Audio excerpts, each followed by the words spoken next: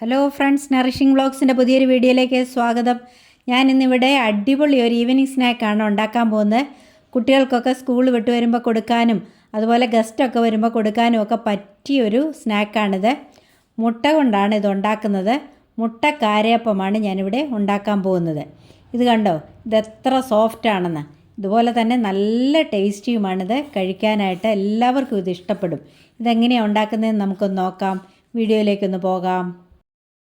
അതിനുവേണ്ടി ആദ്യമായിട്ട് വേണ്ടത് തേങ്ങാപ്പാലാണ്. ഞാനിവിടെ 1 കപ്പ് തേങ്ങ തിരുമ്മിയെടുത്തിട്ടുണ്ട്. ഇനി നമുക്കിതിൻ്റെ പാലൊന്ന് പിഴിഞ്ഞെടുക്കാം. തേങ്ങ നമുക്കൊരു മിക്സിയുടെ ജാറിലേക്ക് ഇട്ട് കൊടുക്കാം. എന്നിട്ട് ആവശ്യത്തിന് വെള്ളമൊഴിച്ച് ഒന്ന് അടിച്ചെടുക്കാം. ഇത് നമുക്ക് നല്ല കട്ടിക്കുള്ള പാലാണ് വേണ്ടത്, അതുകൊണ്ട് ഒരുപാട് വെള്ളം ഒഴിക്കരുത്. തേങ്ങ ഞാനിവിടെ അടിച്ചെടുത്തു. ഇനി നമുക്കിത് ഒരു അരിപ്പയിലൂടെ ഒന്ന് അരിച്ചെടുക്കാം. ഇതിന് ഈ ഒരു പാല് മാത്രം മതി, അല്ലാതെ 1-ാം പാല് 2-ാം പാലൊന്നും വേണ്ട. ഈ ഒരൊറ്റ പാല് പിഴിഞ്ഞെടുത്തേച്ചാൽ മതി. അത് നല്ല കട്ടിക്കുള്ള പാല് ആയിരിക്കണം. ഈ തേങ്ങാപ്പാലിലൊക്കെ ഉണ്ടാക്കുന്നതുകൊണ്ടാണ് ഈ സ്നാക്ക് ഇത്രയും ടേസ്റ്റി ആയിട്ടുള്ളത്. അതുകൊണ്ടാണ് ഞാൻ പറഞ്ഞത് അധികം വെള്ളം ചേർക്കാതെ വേണം പിഴിഞ്ഞെടുക്കാനെന്ന്. നമുക്കിതിനകത്തെ കംപ്ലീറ്റ് പാലും ഒന്ന് ഞെക്കി പിഴിഞ്ഞെടുക്കാം. തേങ്ങാപ്പാൽ ഞാനിവിടെ പിഴിഞ്ഞെടുത്തു. ഇത് കണ്ടോ, ഇത് നല്ല കട്ടിക്കുള്ള പാലാണ്. ഇനി ഇതിവിടെ ഇരിക്കട്ടെ, നമുക്ക് ബാക്കിയുള്ള ഇൻഗ്രീഡിയൻസ് കൂടി എടുക്കാം.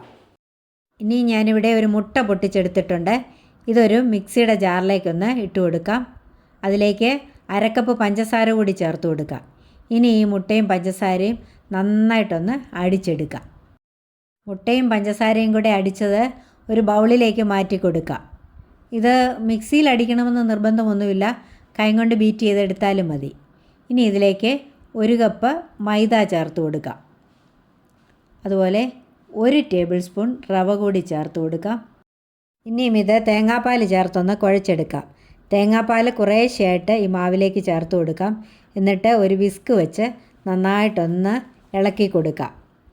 ഈ ഒരു മുട്ടക്കാരയപ്പം കഴിച്ചിട്ടുള്ളവർ ഒന്ന് കമൻറ്റ് ചെയ്യണം. കൂടെ തന്നെ എൻ്റെ ചാനൽ സബ്സ്ക്രൈബ് ചെയ്യാത്തവരുണ്ടെങ്കിൽ ഒന്ന് സബ്സ്ക്രൈബ് ചെയ്ത് സപ്പോർട്ട് ചെയ്യണം. അടുത്തുള്ള ബെല്ലൈക്കൺ കൂടി മറക്കാതെ ഒന്ന് എനാബിൾ ചെയ്യണം. ഇത് നല്ല ടേസ്റ്റി ആയിട്ടുള്ളൊരു സ്നാക്കാണ്. അതുപോലെ വീട്ടിൽ തന്നെ എപ്പോഴും അവൈലബിൾ ആയിട്ടുള്ള ഇൻഗ്രീഡിയൻസ് മാത്രമാണ് ഇതിനകത്ത് ഉപയോഗിച്ചിരിക്കുന്നത്. ബാക്കി തേങ്ങാപ്പാൽ കൂടി ഞാൻ ഇതിലേക്ക് ചേർത്ത് കൊടുക്കുകയാണ്.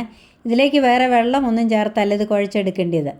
ഇതിനി നമുക്ക് നല്ലതുപോലെ ഇളക്കി ഒരു ദോശമാവിനേക്കാളും അല്പം കൂടെ കട്ടിയുള്ള ഒരു ബാറ്ററാക്കി എടുക്കാം. നമ്മുടെ ഉണ്ണിയപ്പത്തിനൊക്കെയുള്ള ബാറ്ററിൻ്റെ ആ ഒരു രീതിയിലാണ് ഇത് വേണ്ടത്. നന്നായിട്ടൊന്ന് മിക്സ് ചെയ്ത് കൊടുക്കാം. ഇത് നല്ല കട്ടിയുള്ള തേങ്ങാപ്പാൽ തന്നെ വേണം, എങ്കിലേ ഉള്ളൂ ഇതിന് ഇത്രയും ടേസ്റ്റൊക്കെ കിട്ടത്തുള്ളൂ. ഈ ഒരു കൺസിസ്റ്റൻസിയിലാണത് കുഴച്ചെടുക്കേണ്ടത്. ഇനിയും ഇതിലേക്ക് ഒരു ഫ്ലേവറിന് വേണ്ടി 1/2 ടീസ്പൂൺ ഏലക്കായും പഞ്ചസാരയും കൂടെ പൊടിച്ചത് ചേർത്ത് കൊടുക്കാം. അതുപോലെ 2 ഡ്രോപ്പ് വാനില എസൻസ് കൂടി ചേർത്ത് കൊടുക്കാം. വാനില എസൻസ് ചേർത്ത് കൊടുക്കുമ്പോൾ ആ മുട്ടയുടെ ആ ടേസ്റ്റൊക്കെ ഒന്ന് മാറിക്കിട്ടും. എന്നിട്ട് നന്നായിട്ടൊന്ന് ഇളക്കി കൊടുക്കാം. 1 നുള്ള് ബേക്കിംഗ് സോഡ കൂടി ഇതിലേക്ക് ചേർത്ത് കൊടുക്കാം. എന്നിട്ട് നന്നായിട്ടൊന്നുകൂടി ഒന്ന് ഇളക്കി കൊടുക്കാം. ബേക്കിംഗ് സോഡ ഒട്ടും കൂടരുത്, ഈ ഒരു പിഞ്ചിൻ്റെ ആവശ്യം മാത്രമേ ഉള്ളൂ. ഇനിയും ഇതിലേക്ക് ഒരല്പം ഉപ്പ് കൂടി ചേർത്ത് കൊടുക്കാം. ഉപ്പൊട്ടും കൂടരുത്, 2-3 ഡ്രോപ്പ് ഉപ്പിൻ്റെ ആവശ്യമേ ഉള്ളൂ. ഈ മധുരമൊക്കെ ഒന്ന് ബാലൻസ് ചെയ്യുന്നതിന് വേണ്ടിയാണ് ഉപ്പ് ചേർത്ത് കൊടുക്കുന്നത്. ഇതിനിയും നന്നായിട്ടൊന്ന് ഇളക്കി കൊടുക്കാം. ഇളക്കിയതിന് ശേഷം ഇതൊരു 1/2 മണിക്കൂർ നമുക്കൊന്ന് റെസ്റ്റ് ചെയ്യാനായിട്ട് വയ്ക്കാം. ഇനിയും ഞാനൊരു പാൻ അടുപ്പേ വെച്ചിട്ടുണ്ട്. അത് ചൂടായി അതിലേക്ക് നമുക്ക് 2 ടേബിൾ സ്പൂൺ നെയ്യ് ഒഴിച്ചു കൊടുക്കാം. ഞാനിവിടെ കുറച്ച് തേങ്ങ കൊത്തിയെടുത്തിട്ടുണ്ട്, കൊച്ചായിട്ട് അരിഞ്ഞെടുത്തിട്ടുള്ളതാണ്. ഇത് ഈ നെയ്ക്കകത്തിട്ട് നമുക്കൊന്ന് വറുത്തെടുക്കാം. ഒരു ഗോൾഡൻ ബ്രൗൺ നിറമാകുന്നത് വരെ നമുക്ക് ഇതൊന്ന് ഇളക്കി മൂപ്പിച്ചെടുക്കാം. എൻ്റെ ഈ ഒരു പാൻ ശ്രദ്ധിച്ചോ, ഇതിൻ്റെ പിടി കണ്ടോ, ഇതിന് നല്ല നീളമാണ്. ഇതിങ്ങനെ ഈ പിടിയെ പിടിച്ചുകൊണ്ട് ഇത് വറുത്തെടുക്കാമെന്നുള്ളതാണ് ഇതിൻ്റെ ഒരു പ്രത്യേകത. ഇത് ഞാൻ കടുക് വറക്കാനൊക്കെ ഉപയോഗിക്കുന്ന ഒരു പാനാണ്. ഇതിന് നമുക്ക് കൈ പിടിക്കാനായിട്ട് തുണിയോ ഒന്നും വേണ്ട. തേങ്ങാക്കൊത്ത് ഇവിടെ ഗോൾഡൻ ബ്രൗൺ ആയിട്ടുണ്ട്. ഇനി നമുക്കിത് തീ ഓഫ് ചെയ്ത് വാങ്ങി നമ്മൾ ആ തയ്യാറാക്കി വെച്ചിരിക്കുന്ന ബാറ്ററിലേക്ക് ഇത് ചേർത്ത് കൊടുക്കാം. ഇതിങ്ങനെ നെയ്യോടുകൂടി തന്നെ അങ്ങ് ചേർത്ത് കൊടുക്കാം. ബാറ്റർ റെസ്റ്റ് ചെയ്യാൻ വെച്ചിട്ട് അരമണിക്കൂർ കഴിഞ്ഞു. അതിന് ശേഷമാണ് ഞാനിതിവിടെ ചേർത്ത് കൊടുക്കുന്നത്. ഇനിയും കുറച്ച് എള്ള് കൂടി ഞാൻ കഴുകിയെടുത്തിട്ടുണ്ട്, അതുകൂടി ഇതിലേക്ക് ചേർത്ത് കൊടുക്കാം. ഇത് ചേർത്തിട്ട് നമുക്ക് നന്നായിട്ടൊന്ന് ഇളക്കി കൊടുക്കാം. ഇനി ഇത് നമുക്ക് ഉണ്ടാക്കിയെടുക്കണം. ഇത് ഉണ്ണിയപ്പക്കാരയിലാണ് ഉണ്ടാക്കിയെടുക്കുന്നത്. കണ്ടോ, ഈ ഒരു കൺസിസ്റ്റൻസിയിലാണ് ഈ ബാറ്റർ ഇരിക്കേണ്ടത്.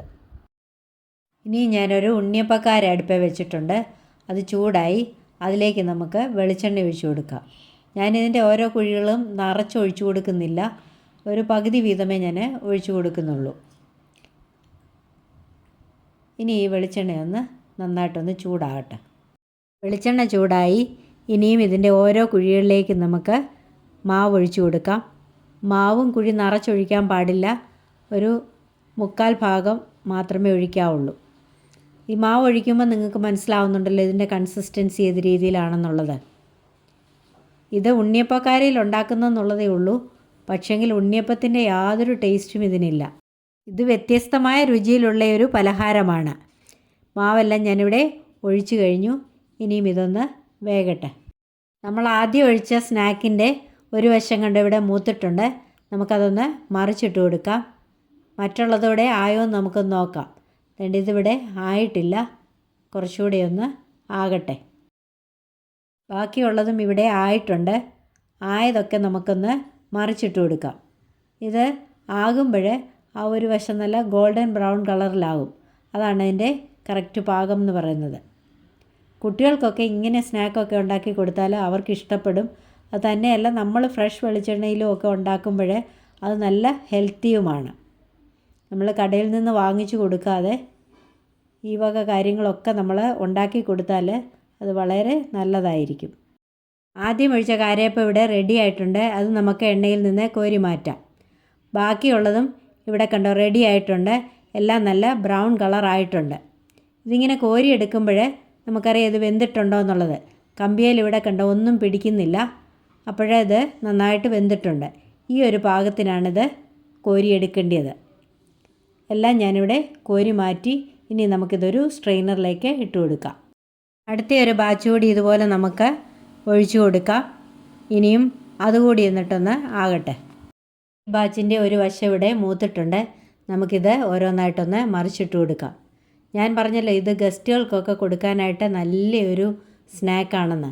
ഇത് വളരെ പെട്ടെന്ന് ഉണ്ടാക്കാൻ പറ്റുന്നതാണ്. അരമണിക്കൂർ നേരം ഇത് റെസ്റ്റ് ചെയ്യാൻ വെക്കണം, അത്രയും താമസമേ ഉള്ളൂ. ഇതെല്ലാവർക്കും ഇഷ്ടപ്പെടും. ആർക്ക് കൊടുത്താലും ഇത് അവർക്ക് നന്നായിട്ട് ഇഷ്ടപ്പെടുന്ന ഒരു സ്നാക്കാണ്. ഈ ബാച്ചും ഇവിടെ റെഡിയായി കഴിഞ്ഞു. നമുക്കിതും ഇങ്ങനെ ഓരോന്നായി എണ്ണയിൽ നിന്ന് കോരി മാറ്റാം. എന്നിട്ട് ബാക്കിയുള്ള മാവ് കൂടി നമുക്ക് ഇതുപോലെ ഒന്ന് ഉണ്ടാക്കിയെടുക്കാം. അപ്പോൾ നമ്മുടെ സൂപ്പർ ടേസ്റ്റിയും നല്ല ഹെൽത്തിയുമായിട്ടുള്ള മുട്ട കാരയപ്പം ഇവിടെ റെഡി ആയിട്ടുണ്ട്. ഇത് വ്യത്യസ്തമായ രുചിയിലൊരു സ്നാക്കാണ്. ഇത് കണ്ടോ, ഇത് എത്ര സോഫ്റ്റ് ആണെന്ന്. നല്ല ടേസ്റ്റിയുമാണിത് കഴിക്കാനായിട്ട്. ഇതെല്ലാവർക്കും ഒരുപോലെ ഇഷ്ടപ്പെടുന്ന ഒന്നാണ്. ഇതുപോലെ എല്ലാവരും ഒന്ന് ട്രൈ ചെയ്ത് നോക്കണം. എന്നിട്ട് എൻ്റെ വീഡിയോ ഇഷ്ടപ്പെട്ടെങ്കിൽ ഒന്ന് ലൈക്ക് ചെയ്യണം, കമൻറ്റ് ചെയ്യണം. മറ്റുള്ളവർക്കൊക്കെ ഷെയർ ചെയ്ത് കൊടുത്ത് എന്നെ ഒന്ന് സപ്പോർട്ട് ചെയ്യണം. ഇതുവരെയും തന്ന എല്ലാ സപ്പോർട്ടിനും നന്ദി. തുടർന്നും എന്നെ സപ്പോർട്ട് ചെയ്യണം. അപ്പോൾ ഇനി മറ്റൊരു നല്ല വീഡിയോയുമായി കാണും വരേക്കും bye bye, take care, thank you, love you all.